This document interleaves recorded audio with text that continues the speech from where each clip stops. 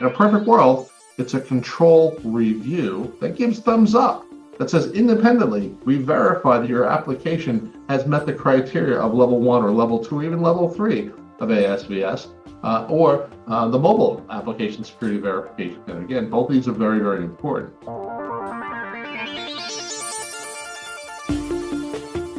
Welcome to the Reimagining Cyber podcast, where we share short and to the point perspectives on the cyber landscape. It's all about engaging yet casual conversations on what organizations are doing to reimagine their cyber programs while ensuring their business objectives are top priority. With my co-host, Stan Wisseman, Head of Security Strategist, I'm Rob Borrego, Chief Security Strategist, and this is Reimagining Cyber. So Stan, who do we have joining us for this episode? Rob, our guest today is Tom Brennan. Tom is currently the CIO of a national law firm where he oversees critical infrastructure, privacy, and security operations. Tom also chairs the CREST Americas Council, where he focuses on the cybersecurity and infrastructure security agency's 16 critical infrastructure sectors, where he spearheads strategic plans for CREST organizational growth, while also serving as industry evangelist and educator on the value of using accredited cybersecurity products and professionals to improve consumer privacy, security, and protections worldwide. Tom, you have a long history with OWASP, and you are active with a lot of different advisory boards and councils. We want to focus on CREST today, and it was established back in 2006, but our listeners may not be familiar with its mission. Expand on the history of CREST and its objectives and how you got involved. Sure. CREST is a very unique organization. We accredit organizations, we accredit the businesses that are fit for purpose, as well as the individuals that are delivering the services. So CREST focuses now since 2006 on penetration testing, incident response, security operations centers are primary business areas. Then, of course, there's threat intelligence and training providers that train individuals for services in that particular realm that was mentioned. So CREST actually had an interesting upbringing, I guess. Originally it was launched out of the UK to literally protect the crown jewels. And a lot of the service providers in region at the time, came out of different organizations and associated agencies to assist with that mission. It's then expanded quite a bit. It's extended to Australia, to Singapore Regulatory Authority, to Africa, and also around the world with OVS, which is what we'll be talking about. But CREST is not new for most people that have been doing any sort of international business. You might be familiar with things like Cyber Essentials or efforts that are happening in the UK to sort of raise the level of cyber assurance for businesses. CREST is a pretty well-known brand. I got involved with CREST after my participation with the OWASP Foundation. I was with the OWASP Foundation, and I'm still with the OWASP Foundation, I like to say, as an open source developer for some of my pet projects. But officially, I was on the board of directors globally for OWASP for a little over 10 years. And being on the board of directors, we took it from an organization with about 1,700 members to about 35,000 participants in over 118 countries. So we sort of grow that organization. I like to call that a labor of love, because as you know, everyone's a volunteer involved in OWASP, and OWASP is focused on the individual. CREST is focused on the service providers that deliver services. And really are looking to set standards in the industry that are then managed for regulators and governments and for best practice.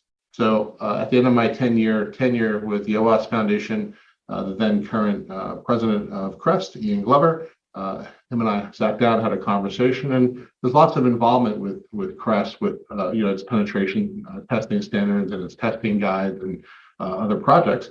But I was asked, hey, would you agree that when you get sick, you go to a doctor? When you have a legal problem, you go to an accredited lawyer. When you go ahead and have lawn care at your service, perhaps the guy who rolls up with his truck has a licensed DEP permit to spray chemicals, might have a registered business, and might be in the space of being able to deliver a service.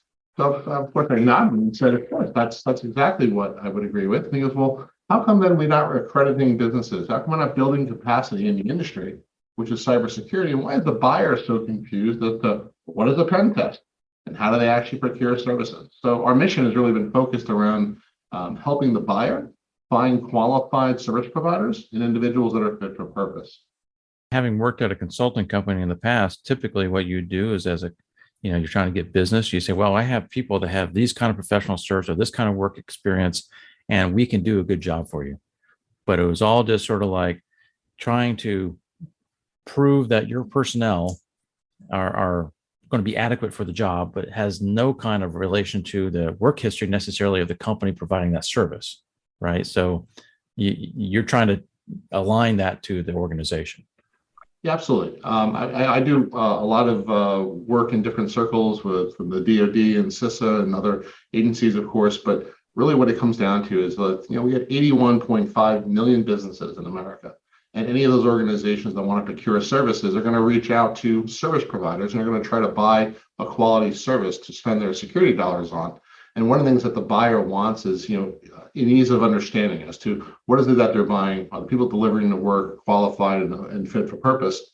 And really what it comes down to is trying to help the organizations get in front of the buyers so that they're able to go ahead and quickly come to a conversation as to, I have an RFP, let me go out to bid perhaps with these 3 or 4 highly qualified organizations that have been doing the work for a period of time and can testify, if you will, to the commercially reasonable standards about security assessment, penetration testing, incident response, and security operations center when it's needed most. Yeah, it's a good vetting process for sure. And one of the things I wanted to delve into a little bit, Tom, comes kind of off of the heels at Black Hat, right? So CREST announced the OWASP verification standard, OVS. We're going to delve into deeper, a new quality assurance standard where the intent of OVS is to measure an organization's ability to execute and deliver assessment typically related to level 1, level 2, right, of the OWASP application security verification standard, along with the OWASP mobile application security verification standard. Why does CREST see the necessity at this point for the creation of the OVS? Sure. So this is actually something that's been worked on for about 3 years. During the time I've been with CREST, I've been involved in a lot of different organizations and regulatory authorities and governments now around the world. And for those who don't know, CREST runs regulatory programs for multiple UK regulatory items and Singaporean transactional authorities, et cetera. And we constantly have conversations with government that wants to legislate and put laws in place around security and privacy in their little region of the world. So whether that be Germany, whether that be England, whether that be other parts of the country or parts of the world. Even here in the U.S., we sort of get caught up in those conversations around, big ISVs, that have access to lots of people's data, applications, whether it be mobile or, typical cloud, that is, having sensitive materials. And then, of course, is the application vetted, or do people become sort of a part of the mechanics of software insecurity? So as part of that conversation, they've looked to CREST multiple times with, hey, you're running these different programs today. Is this something you guys can help us with? And at the time, early on, it was no. At the time early on, it was, well, we certify individuals and accredit businesses that provide those sort of services, again, penetration testing and response security operations centers. And what you're looking for is somebody to point at to say that you said things were secure. And I said, that's really not how it works, right? Because again, things are a snapshot or a point in time.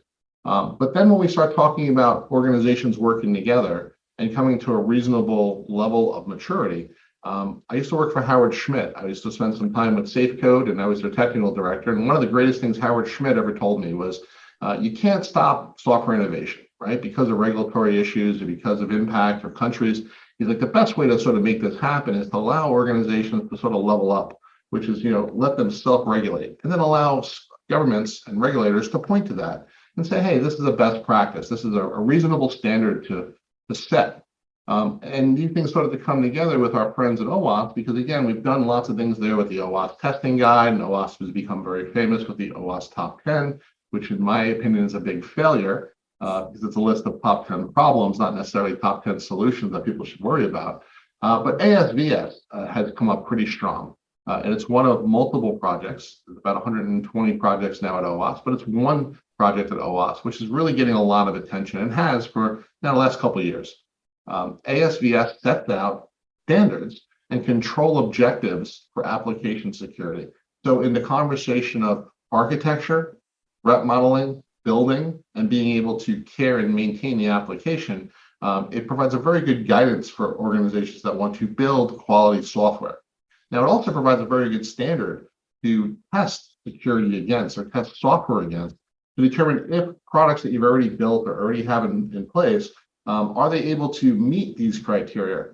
And then, of course, what would be the rating, right? So level 1, as was mentioned before for ASVS, could be a very common application. Really, let's say it's very basic. It might be for information purposes, moving data back and forth, has very little PII, maybe very little, if any, credit card data, etc. But certainly it's not going to impact, let's say, human life, which would be level 3. But as we look at the ASVS levels, we start aligning to different components and controls. And then, of course, it's a good standard. Now, if you have a good standard, okay, I can read that standard. I can understand what it says. I can apply it if I'm the developer. But now, if I'm the buyer of that product, or I'm going to certify against it that it's been done to a certain level, who's qualified to do that? And that's where CREST got involved. Because CREST said, hey, we have a lot of service providers today all over the world that are doing penetration testing, and many of them have deep skills and knowledge, of course, in code reviews, threat modeling, etc. But this is an area that dives deeper into software. And now, of course, in the US, we hear a lot about SBOMs, right? We hear a lot about software bill of materials and why this is an important action that needs to be addressed. And it's being addressed even at the executive level. So OSVS conceptually was born where that CREST could handle the accreditation of service providers that are doing the deep technical work that needs to be done. It can manage the individuals, meaning it can identify that they have the right competency to do the work within the organization. Now, that may be through testing and competency reviews by third-party training companies, accreditation companies, etc. But we cross-map that and recognize that individuals can be very diligent in software security, especially if they're managing to a particular component. So if a developer is building tools and building products, and they're using best standards, things like the fundamental controls from SafeCode or looking at Cloud Security Alliance guidance, and we're going to have a third party conduct an independent security assessment. Well, perhaps that assessment, again, looking for a methodology or an outline as to what they should be looking for. And ASVS is now generally accepted as that standard. So again, you bring the two things together. You have a highly qualified list of service providers that are in that business. That's what they do. They have the people to do that work. And they're managing it to a particular component, which is open source and free to be available to anyone that wants to look. There's no black magic here. And the idea is now you have a reasonable standard that governments, regulators, and even commercial entities that are global can point to and say, if you're going to verify software integrity, perhaps you want to have a CREST OWASP verification standard review so that an organization can then promote and can describe what's been as part of the finding. In a perfect world, it's a control review that gives thumbs up, that says independently, we verify that your application has met the criteria of level 1 or level 2 or even level 3 of ASVS or the mobile application security verification. And again, both of these are very, very important. So it provides the buyer now with a way to measure, provides regulators a way to point and say, hey, if you're not doing at least an OVS review, perhaps there's no information assurance that's actually happening. So therefore, how could you be commercially reasonable if you're going to stand up in a court of law on a class action suit and demonstrate that you've built it to a reasonable framework, you've measured security controls, you've had third parties conduct assessments, and yes, I predict, yes, there still will be problems, but the reality of it is that you've mitigated your attack surface considerably. And you've done due diligence, and you've actually been able to demonstrate your organization's forward thinking. And Tom, I think you would agree that completely secure software is almost impossible. But if you have a standard from which you can then assess software for its weaknesses and vulnerabilities, design as well as implementation, and have confidence then that the provider is doing this as comprehensively as the standard is seeking them to do, then at least you're able to hopefully have confidence that you've done your due diligence. One of the things that maybe in the introduction, we're talking about the extent in which you go. I think we represented that you could do level 1 and level 2 at ASVS and the mobile ASVS as well. But you can go to the accredited providers can also go to level 3. Sure, because it really comes down to the purpose of the application. Okay. If I'm building an application that's going to drive, health and human life, if it's going to be focused perhaps on control systems, if it's going to go ahead and impact on, processing control systems, whatever it may be, we see those, that level of criticality being the most important. And, as a former military guy, life is the most important. So we put that at level 3, right? If you're building an application that potentially can cause something to go sideways and somebody to get hurt, we should probably value that at the most important. If you lose a little bit of money, well, that might be important, but at the end of the day, nobody died, right? So there's conversation there about risk. And everything at this point should be about the risks that we are trying to mitigate, so we can sort of insure against them. Can't insure against death, right? I mean, you can, but you know what I'm saying there. It doesn't really help the person. So we start looking at the ability for what are we trying to accomplish. I've actually just recently had an organization that buys software start putting it into their even contracts, that if they're going to buy code developed by a third party, onshore, offshore, whatever, they're going to have to go through an OVS for final acceptance before final payments delivered, that they've actually met the ASVS controls. I thought that was pretty witty, because now they're actually utilizing a mechanism in place to hold somebody to an accountable standard, because developers are developers, right? They're building code that's functional. And with all development processes, there's going to be, as you said before, Stan, code can be compromised down the road.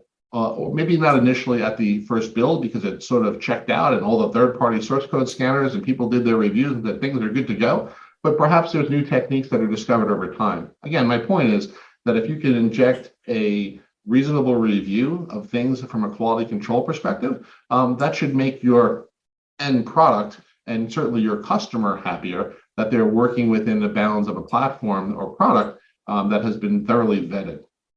Tom, just if you look at the service provider side of the equation, what are some of the specific requirements for eligibility for OVS accreditation? So the way it works is an organization comes to CREST and applies. And CREST basically does, again, remember, we already manage 9 or 10 different accreditation programs already. So they apply to become accredited. And what happens there is the businesses are reviewed, right? They go through an assessment with an assigned accreditor.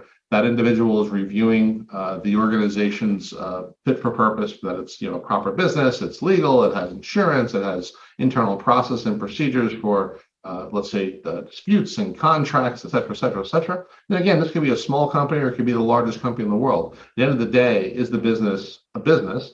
Is it fit for purpose? Does it have any outside influence that should be concerning perhaps to the buyer? And that buyer could be corporate America, or it could be the U.S. government. It just depends who's buying what. But at the end of the day, is the business fit for purpose? And then, as I mentioned, the members of the organization. There's employees that work there that are going to do the work. Now, in some cases, technology does technology-focused automation, but there's still going to be people involved in the final QA, final review, final process.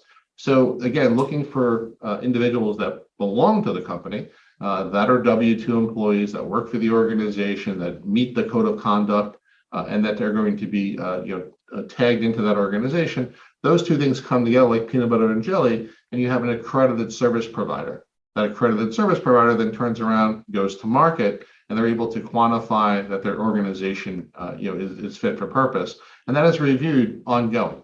Every 3 years is a deep review, but on an annual basis, both the organization notifies CREST that, hey, there may have been an acquisition, they may have divested and maybe spun off a part of their business, or maybe there's some significant change.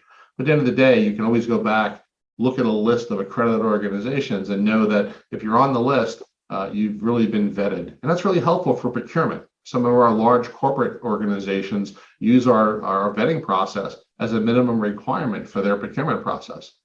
So, Tom, how is CREST working with OWASP to continue to improve ASVS and the community working together? So historically, when we worked with the PCI Council back in 2006, it was wonderful to have them recognize OWASP and point to us as OWASP Top 10 and mention, in 11.2 of the PCI standard that code quality should be reviewed after significant changes, et cetera. But that was it, right? So it was wonderful to have the press.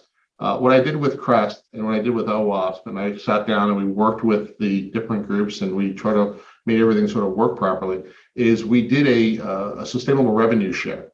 And how that works is, to answer your question, Stan, is CREST is the front end of the relationship, right, with the service providers. So as they are paying a small membership fee to be part of the program, a percentage of that goes to OWASP. CREST is also funding things like sabbaticals, code quality projects, et cetera, that are all focused around continuing to have people contribute to the open source project. So again, as people should know, anyone can participate to ASVS, join the team, get on the list, commit some code and actually make it a better widget. But at the end of the day, CREST is very much a steward in this because we're definitely looking to help this be sustainable and invite organizations to participate and keep it in a good direction. So right now we're on version 4 of ASVS.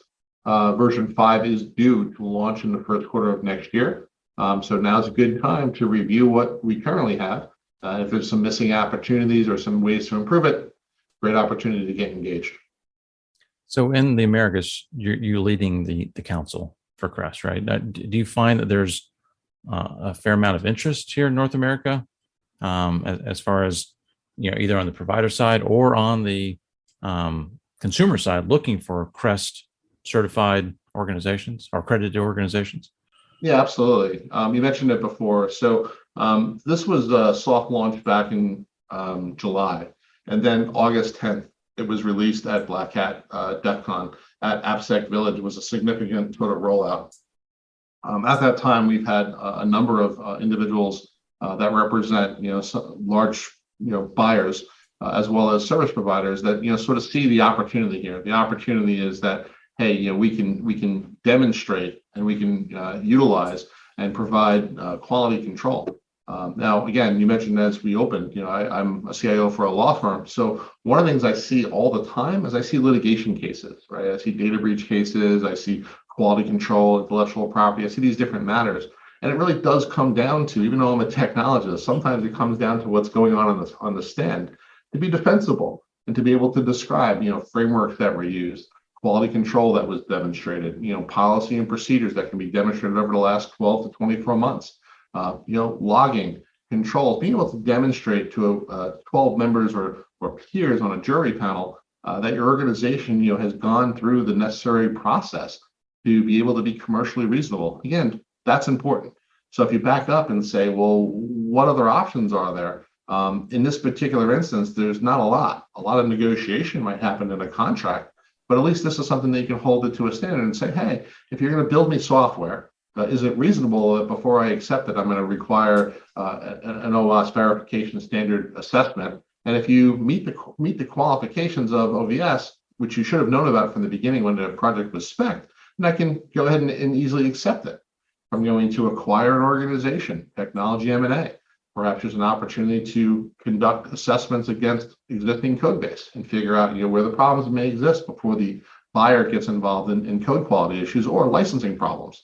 So it serves multiple purposes, but more importantly, I think as an international platform, OVS allows not only the Americas, but for organizations around the world to take something that is a global acceptable best practice by the OWASP individuals and experts that have participated to be utilized in a commercial way very easily and quite honestly very accepted because there's not a lot of marketing black magic behind it. Yeah, that's a fair point. And I think that's a great example that you painted out, right? It's a global view on the reality of what you're expecting, right, as a consumer of the software. And the accreditation really provides that due diligence, right, and kind of offloads that. So I think that's a huge move in the right direction. We appreciate, Tom, you coming on and sharing what you guys are doing with CREST and the actual, again, great things that just came out of Black Hat and the conversations that you're sharing out here and getting the word out is going to be critically important as we move forward. So thanks again for coming on. Absolutely. Well, thank you very much. And the only other thing I would add is in the federal circle that I spent some time in, everyone now is the buzz of CMMC and, being able to meet those requirements. And that's really comes down to a simple thing. When a contractor goes ahead and agrees by contract to deliver a service and says, oh, yeah, we're niche cybersecurity framework, or we're 800-171 or 853 compliant, the signature. Well, OVS is more than that. OVS is actually a review. It's actually a documented assessment. And the outcome is either pass, fail, right? I mean, you have a a sliding scale there. But the reality of it is, it's not just the senior says, "Oh yeah, we do secure software." It's actually a review, and in some cases, that's a welcome opportunity for the buyer. Well, again, thank you, Tom. Appreciate it. Yes, thanks very much. Thanks for listening to the Reimagining Cyber podcast. We hope you enjoyed this episode. If you would like to have us cover a specific topic of interest, feel free to reach out to us, and you can find out how in the show notes. And don't forget to subscribe.